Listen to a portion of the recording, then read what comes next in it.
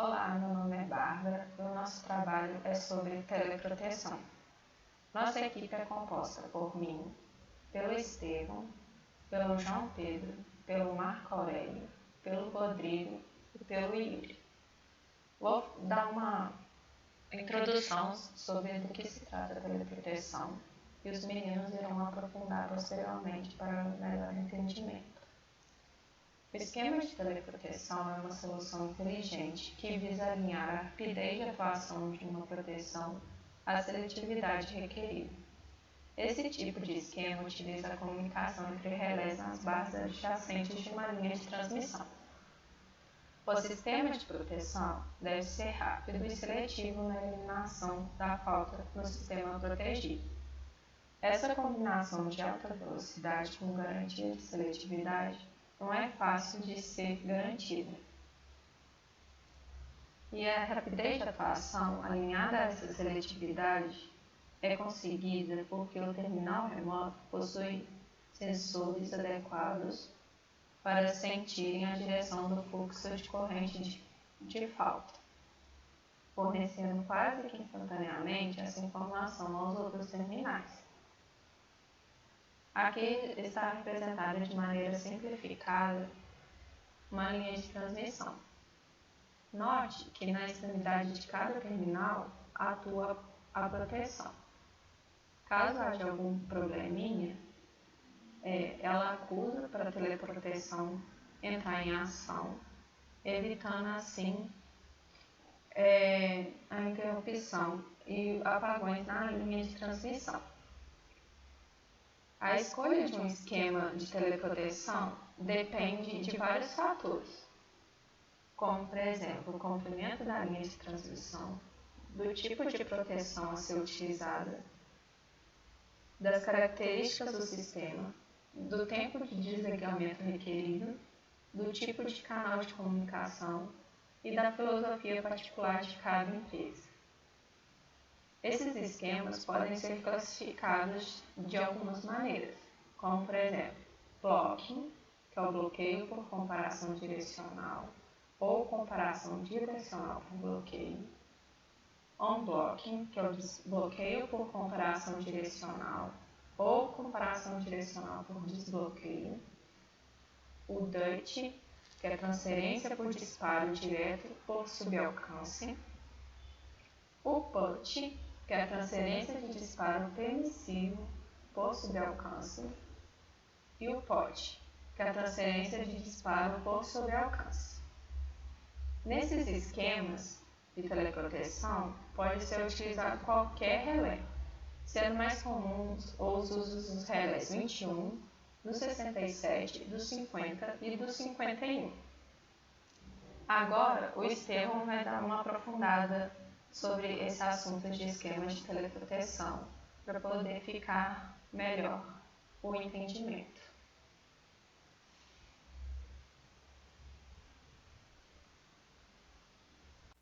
Olá pessoal, meu nome é Estevão e eu vou dar continuidade à apresentação falando um pouco sobre esquemas de teleproteção. Então vamos lá. O que são os esquemas de teleproteção?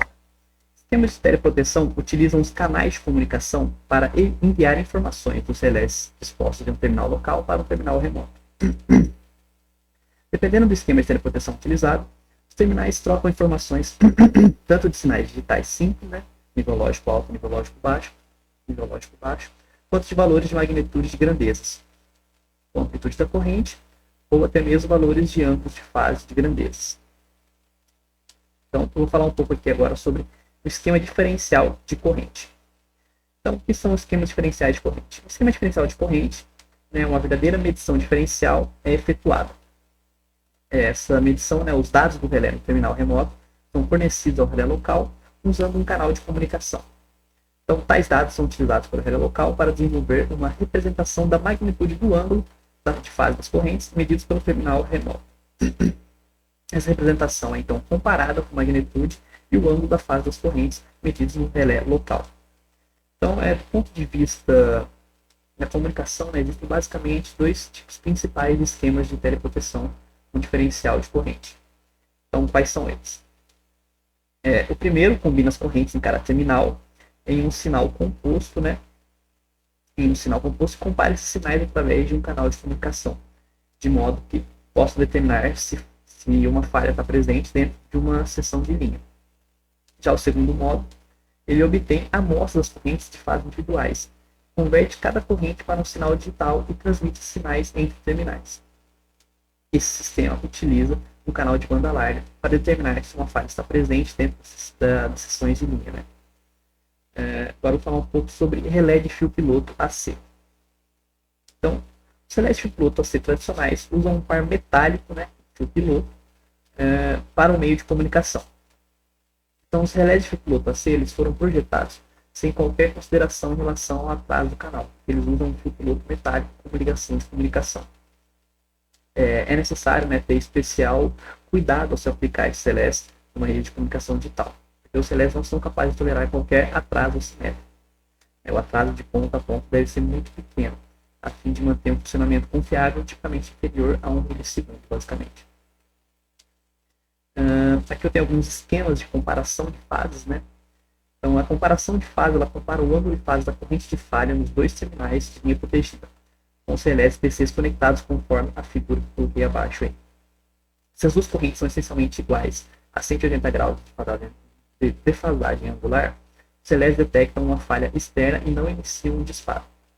Se essas duas correntes estão essencialmente em fase, os relés interpretam uma falta interna e o sinal de abertura é enviado aos disjuntores apropriados. Conforme é possível ver no esquema. Agora eu tenho aqui um esquema de comparação direcional. Né? Então, esse esquema é utilizado no canal de comunicação para transmitir dados com sinal lógico alto ou baixo. Então, a partir de um dispositivo de proteção local, né, proporcionando assim alguma informação adicional a um dispositivo remoto, pode ser utilizado para acelerar a eliminação de falhas nessa zona protegida, ou ainda impedir o disparo de faltas fora dessa zona. Então, esse tipo de simulação de proteção ele tem sido usado com relés de proteção de distância por muitos anos e pode ser agrupado em 3 modos principais de operação. Quais são os 3 modos principais? Eu tenho o primeiro deles, a aplicação de disparo direto, aplicações permissivas e aplicações de bloqueio. Então, aplicações de disparo direto. O comando ele não é supervisionado na extremidade da recepção por qualquer relé de proteção. Simplesmente causa uma operação de disparo do disjuntor, uma vez que não é efetuada qualquer verificação do sinal recebido pelo dispositivo de proteção. Dessa forma, é absolutamente essencial que qualquer ruído no canal de transmissão de dados não seja visto como sendo um sinal válido, ou seja, o canal de comunicação deve ser muito seguro. Então, a aplicação permissiva, né? Como que ela funciona? O disparo só é permitido quando o comando coincide com uma operação de proteção na extremidade receptora. Uma vez que isso aplica uma segunda verificação, né, independente antes do trip, o canal de sinalização para regiões permissivas ele não precisa ser tão seguro quanto de canais de disparo direto. E eu tenho a terceira aplicação, que são aplicações de bloqueio. Né? O disparo do disjuntor só é permitido quando nenhum sinal é recebido, mas ocorre uma operação por parte do relé de proteção, ou seja, quando o comando é transmitido, mesmo sem ocorrer uma operação de proteção, o dispositivo receptor ele é bloqueado. Isso ocorre porque o sinal é usado para evitar um disparo. O canal de bloqueio deve ser rápido e confiável. Então, a seguir aqui eu tenho quais são os requisitos, né, para esses 3 tipos de configuração. Eles são apresentados nessa figura que eu coloquei aqui. Então, eu tenho os 3 tipos de configuração: permissivo, bloqueio e disparo direto. E os critérios, né, os critérios para que isso aconteça: né, velocidade, segurança e confiabilidade. Né, devem atender esses 3 critérios de forma equilibrada. Agora, vai ter uma segunda apresentação falando a respeito dos principais esquemas específicos de comparação direcional.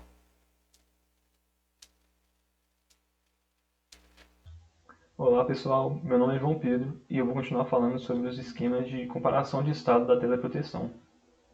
Um dos mais utilizados é o esquema de comparação direcional, em que frequentemente são utilizados os relés de distância direcionais e relés de sobrecorrente de terra direcionais. Caso haja um atraso no canal de comunicação entre o relé local e remoto, o que vai acontecer vai ser um retardo da saída de disparo e uma consequente demora para a atuação dos disjuntores. A perda de comunicação nesse canal ela inutiliza o esquema e ele necessitaria de uma proteção de backup, uma proteção reserva para atuar no caso de defeito. Aqui são as zonas de proteção consideradas para as associações lógicas. Nós temos um terminal A e um terminal B, e uma linha de transmissão a ser protegida entre eles. O relé A tem uma zona 1, que compreende uma parte dessa linha de transmissão, e o relé B, ele também tem ela, só que na direção de sentido inverso. E ela é chamada de subalcance. Já a zona 2, ela compreende de 120 a 150% dessa linha de transmissão, também para A e B em sentidos inversos, e é chamada de sobrealcance. Já a zona 3 ela é chamada de proteção de zona reversa. Ela percebe correntes no sentido inverso, falhas da zona externa à linha de proteção que vai ser protegida. Aqui nós temos o primeiro caso de transferência direta de disparo por subalcance, chamada de DUT. Nesse caso, a zona de atuação seria um defeito na zona 1 em A ou em B. Por exemplo, caso haja um defeito aqui nós temos a associação lógica que vai ser transmitida pelos canais.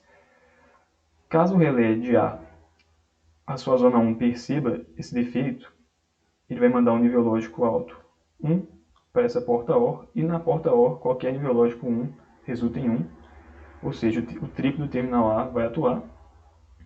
E aqui, quando ele transmitir por esse transmissor do canal de comunicação para o receptor do outro canal B, o 1 aqui também vai fazer atuar o triplo do terminal B. Ou seja, caso haja uma falta aqui ou aqui, e a zona 1 de um dos dois terminais perceba, os dois disjuntores vão ser abertos. No outro caso, temos a permissão de transferência de disparo por subalcance, chamada de PUT. Nesse caso, temos que a zona de atuação tem que ser o defeito na zona 1 em A e a zona 2 em B. Para que os dois disjuntores abram, deve haver a zona 1 aqui e a zona 2 aqui, ou vice-versa. Por exemplo, caso haja um defeito aqui, essa zona 1 vai perceber do relé A e vai enviar um sinal lógico 1 aqui.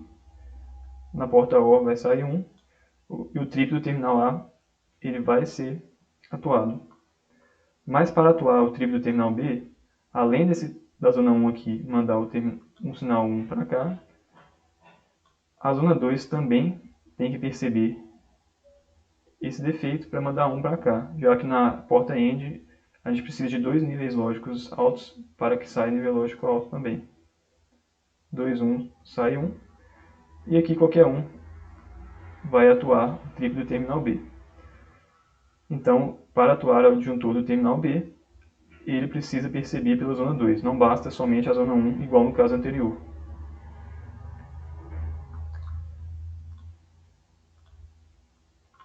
Nesse caso aqui, a transferência permissiva de disparo por subalcance, a zona de atuação são as zonas 2 de cada um dos terminais. Ou seja, se tiver um defeito aqui, a zona 2 de A vai mandar um sinal lógico alto aqui, mas ele não vai atuar no trip, porque ele precisa que a zona 2 também envie um sinal 1 para cá, de forma que os dois níveis lógicos estejam 1 para atuar o trip do terminal A. E o mesmo do terminal B vai ter nível lógico alto 1 aqui. Para que os dois disjuntores abram, é preciso que a zona 2 de A e de B percebam simultaneamente esse defeito. Nesse caso, seria um disparo mais permissivo.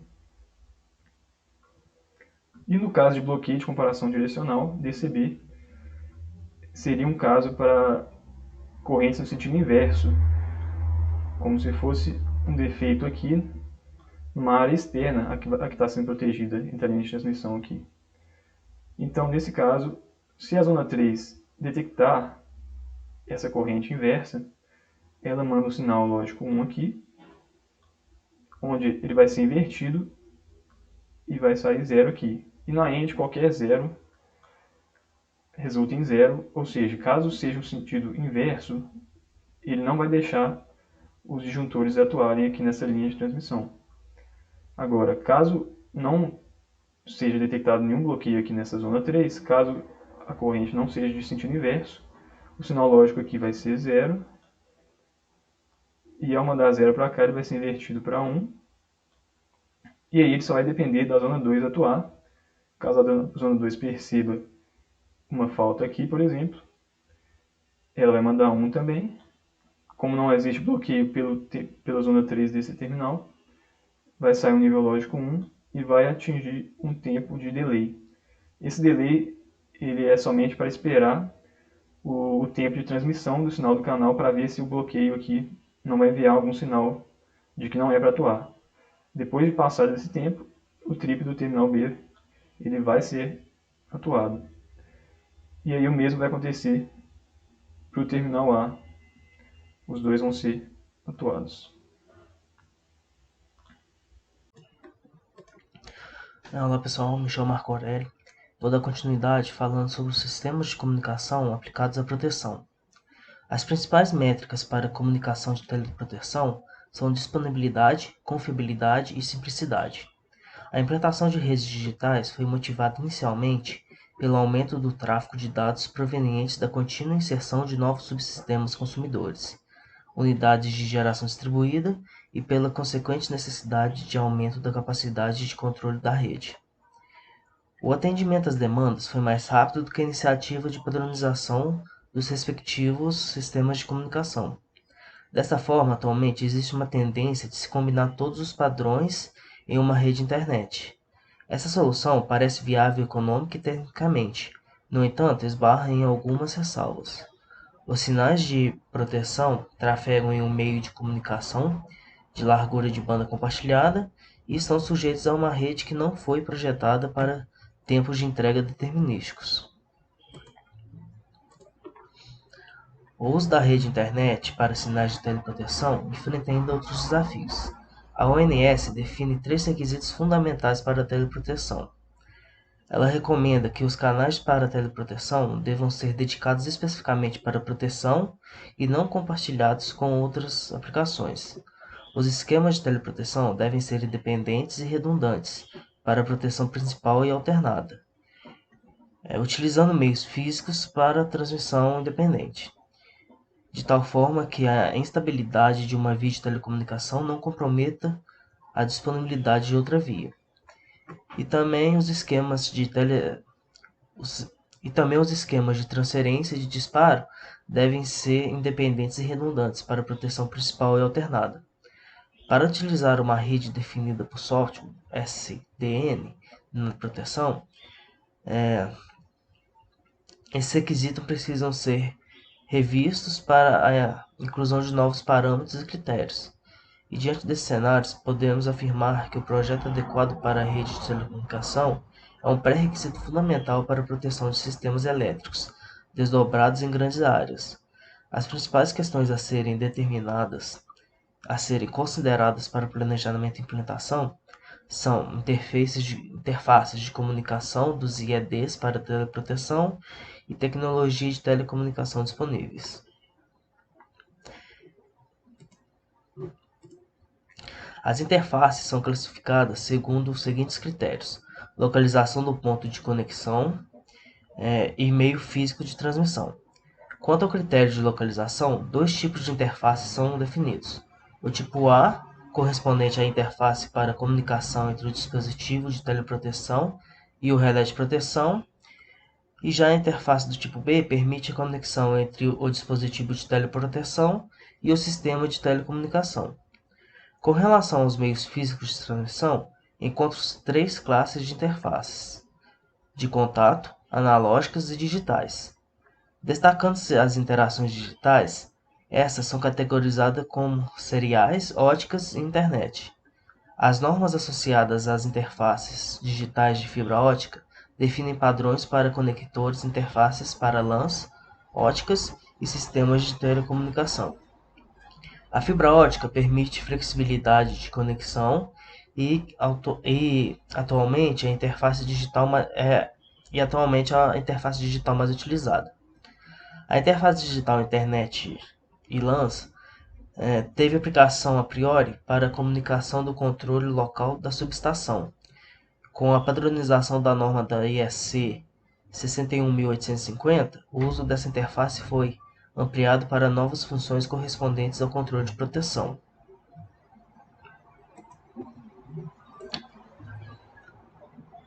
Para as tecnologias de telecomunicação disponíveis, os equipamentos de proteção precisam se adaptar continuamente às novas tecnologias.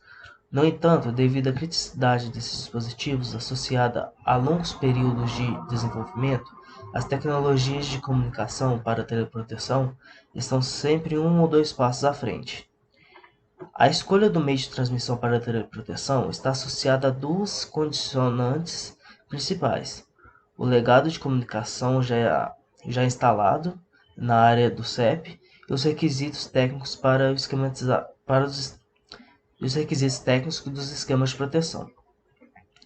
As linhas de alta tensão passaram a figurar também como meio de transmissão com o surgimento da tecnologia denominada Power Line Carrier, o PLC. Os sistemas de PLC foram intensamente utilizados em linhas de alta tensão para a transmissão de voz, dados de controle e sinais de proteção.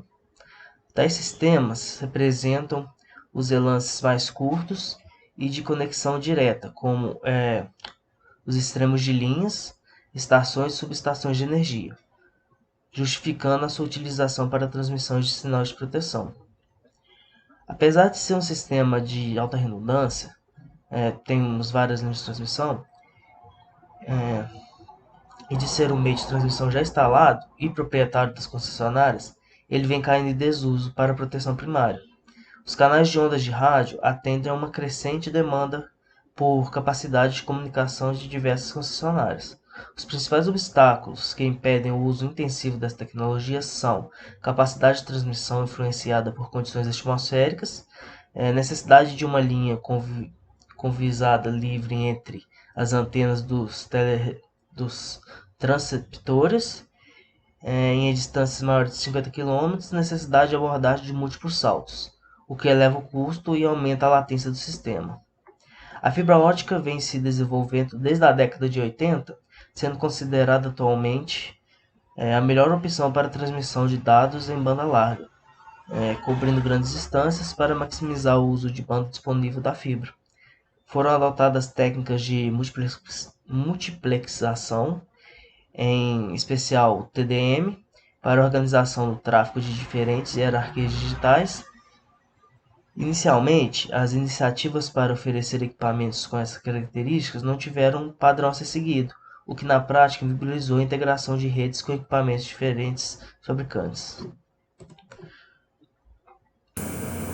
Boa tarde, me chamo Rodrigo e, dando sequência à apresentação do seminário, vou discutir um exemplo de teleproteção via CAR em cabos de alta tensão enterrados. Essa alta tensão é de 230 kV. Nesse sentido, foi desenvolvida uma ferramenta computacional para auxiliar o engenheiro no planejamento e projeto desse tipo de comunicação. O uso dessa ferramenta permite propor critérios e padrões de avaliação de desempenho para a aplicação da técnica de comunicação via CAR em sistemas híbridos, nos quais um trecho do enlace é constituído por um cabo subterrâneo conectado em série com a linha aérea.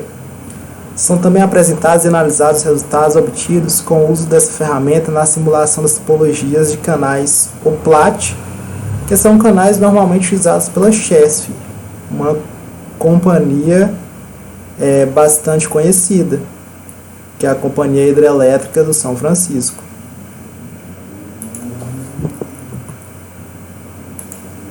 A viabilidade técnica de se operar um canal de comunicação via ondas portadoras numa determinada linha de alta tensão é definida pela relação entre o nível do sinal obtido no ponto de recepção e o nível do ruído observado no mesmo ponto.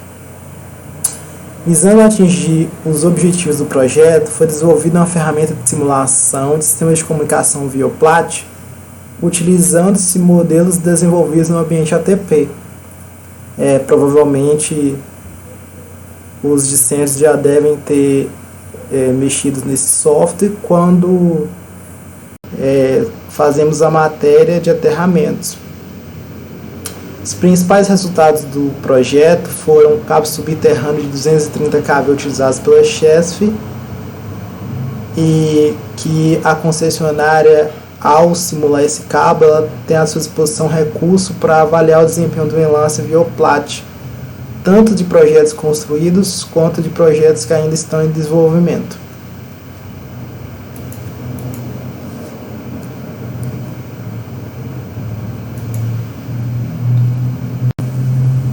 A ferramenta de simulação baseada no software TP é construída por uma interface escrita em linguagem visual BASIC, que disponibiliza ao usuário as diversas configurações de sistemas OPLAT e linhas de transmissão utilizadas pela Chesf.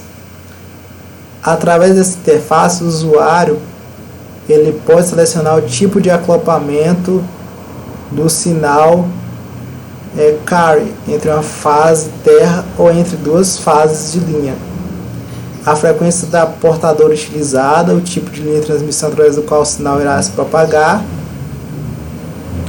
se somente linha aérea, se parte aérea e parte subterrânea, se transporta ou não transporta.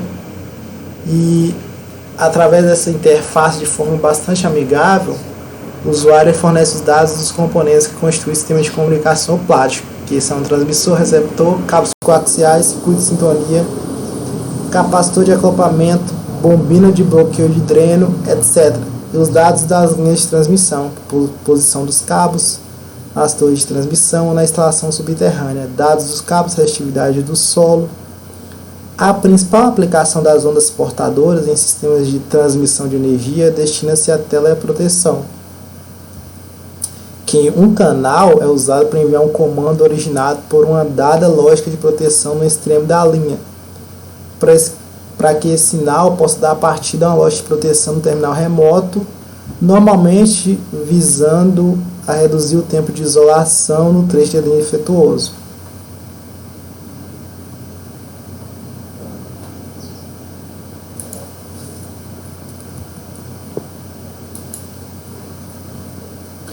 As simulações elas permitem calcular tanto tensões quanto as potências presentes em cada ponto do canal de comunicação. Assim, torna-se possível calcular as atenuações ou perdas impostas individualmente por qualquer componente do enlace. As tensões presentes em certos pontos do enlace podem ser utilizadas para o cálculo de relações sinal-ruído, uma vez que os ruídos normalmente são medidos ou estimados em unidades de tensão. Há uma dependência acentuada da performance do canal com a frequência da portadora utilizada, sendo que, em geral, a atenuação global do canal cresce com a frequência da portadora. Há para cada comprimento de linha aérea de cabo subterrâneo frequências sucessivas que exibem perdas substancialmente maiores ou menores de forma imprevisível. Isso indica que a aplicação da ferramenta de simulação é uma maneira mais segura de prever o comportamento do canal de comunicação por PLAT, numa dada frequência, do que um método tradicional, que é muito simplificado. O sistema de acoplamento com duas fases de linha aérea, circuito simples, apresenta as menores atenuações, seguidos por acoplamento entre fase e terra.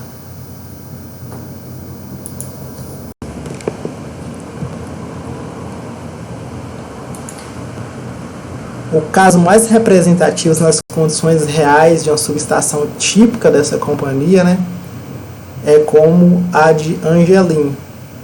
Refere-se a uma linha aérea de 230 kV, circuito simples, com comprimento em torno de 100 km, a qual o sinal da portadora do sistema de comunicação via OPLAT é acoplado entre a fase central e lateral. O modelo simulado no ATP, com dados de linha aérea típica, forneceu os parâmetros necessários para a simulação do sistema de comunicação completo, apenas com linha aérea. O principal parâmetro global da linha aérea obtido foi a impedância de surto no domínio da fase, que pode ser considerado equivalente à impedância característica da linha na faixa de frequência normalmente utilizadas para as portadoras dos sistemas, que varia dos 30 kHz a 500 kHz. E esse estudo a gente pretende colocar na referência bibliográfica para caso o docente ou os demais alunos queiram consultar, né, como o estudo completo. Aqui a gente só pincelou algumas partes importantes, sendo que o estudo completo, todos os dados e os resultados de simulações, eles vão estar presentes no link da referência.